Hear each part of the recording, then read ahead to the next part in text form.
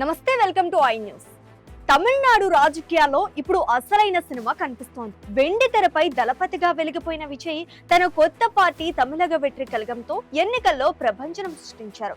DMK, అన్నా DMK వంటి ద్రవిడ దిగ్గజాల కోటలను బద్దలు కొట్టి 108 సీట్లు సాధించి అతిపెద్ద పార్టీగా అవతరించారు. అయితే గెలుపు గుర్రం ఎక్కిన గమ్యాన్ని ముద్దాడాలంటే ఆయనకు మరో 10 మంది ఎమ్మెల్యేల మద్దతు అవసరం. మే 7న ముఖ్యమంత్రిగా ప్రమాణ స్వీకారం చేయాల్సి ఉన్న గవర్నర్ పెట్టిన కండిషన్లతో తమిళ రాజకీయాల్లో తీవ్ర ఉత్కంఠ నెలకొంది. అసలు చెన్నై కోటలో జరుగుతున్న ఆ నెంబర్ గేమ్ ఏంటో ఇప్పుడు ఈ స్పెషల్ స్టోరీలో చూద్దాం. తమిళనాడు అసెంబ్లీ ఎన్నికల ఫలితాలు రాజకీయ పండితులను సైతం విస్మయానికి గురిచేశాయి. మొత్తం 234 స్థానాలున్న అసెంబ్లీలో మ్యాజిక్ ఫిగర్ 118 కాగా విజయ్ నేతృత్వంలోని టీవీకే 108 స్థానాలు గెలుచుకుని సింగిల్ లార్జెస్ట్ పార్టీగా నిలిచింది. ఇన్నాళ్లు రాష్ట్రాన్ని ఏలిన డీఎంకే 59 సీట్లకు, అన్నా డీఎంకే 47 సీట్లకు పరిమితమయ్యాయి. అయితే అతిపెద్ద పార్టీగా ప్రభుత్వాన్ని ఏర్పాటు చేసే అవకాశం ఇవ్వాలని విజయ్ గవర్నర్ రాజేంద్ర విశ్వనాథ్ ఆర్లేకర్కు మెయిల్ చేశారు. బుధవారం సాయంత్రం ఆయనను కలిసి కాంగ్రెస్ మద్దతుతో తమ బలం 112కు చేరిందని వివరించారు. కానీ గవర్నర్ మాత్రం రూల్స్ విషయంలో కఠినంగా వ్యవహరిస్తున్నారు. 112 మంది మద్దతు సరిపోదని, ప్రభుత్వం ఏర్పాటుకు అవసరమైన 118 మంది ఎమ్మెల్యేల మద్దతుంటేనే ఆహ్వానిస్తామని స్పష్టం చేశారు. దీంతో దళపతి విజయ్కు పదవి గండం పట్టుకుంది. కాంగ్రెస్ పార్టీ డీఎంకేతో దశాబ్దాల బంధాన్ని తెంచుకుని విజయ్కు మద్దతు తెలపడం ఇక్కడ గమనార్హం. ఇందుకు ప్రతిఫలంగా కాంగ్రెస్ కు మంత్రివర్గంలో 2 కీలక బెర్తులు దక్కే అవకాశం ఉంది. ఈ పరిణామంపై డీఎంకే నేత టీఆర్ బాలు తీవ్ర స్థాయిలో విరుచుకుపడ్డారు. కాంగ్రెస్ తమను వెన్నుపోటు పొడిచిందని మండిపడ్డారు. ఇక అసలు ట్విస్ట్ అన్నా డీఎంకేలో మొదలైంది.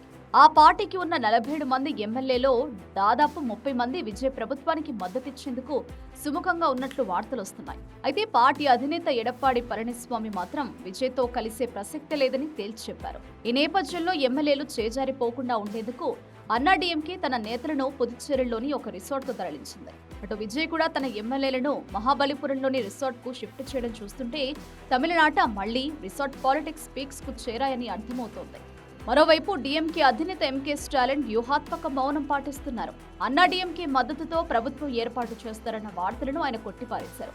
విజయ్ ప్రభుత్వాన్ని ఏర్పాటు చేసే వరకు తాము 6 నెలల పాటు వేచి చూస్తామని, ఎలాంటి ఆటంకం కలిగించమని స్టాలిన్ ప్రకటించడం ఇప్పుడు చర్చనీయాంశంగా మారింది. అంటే విజయ్కు సరిపడా బలం లేకపోయినా ప్రతిపక్షం నుంచి వెంటనే ఎలాంటి అడ్డంకులు ఉండవని ఆయన సంకేతాలిచ్చారు.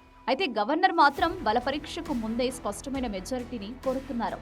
ఒకవేళ ఏ పార్టీ కూడా 118 సీట్ల మద్దతును నిరూపించుకోలేకపోతే తమిళనాడులో హంగ్ అసెంబ్లీ ఏర్పడే అవకాశం ఉంది. అప్పుడు గవర్నర్ నిర్ణయం అత్యంత కీలకంగా మారుతుంది. తగిన మెజారిటీ ఉన్న కూటమిని పిలవడం లేదా అతిపెద్ద పార్టీగా అవకాశం ఇచ్చే అసెంబ్లీలో బలాన్ని నిరూపించుకోమని చెప్పడం గవర్నర్ విచక్షణ అధికారంపై ఆధారపడి ఉంటుంది. ఒకవేళ అది కూడా సాధ్యం కాకపోతే రాష్ట్రం రాష్ట్రపతి పాలనలోకి వెళ్లే ప్రమాదం ఉంది.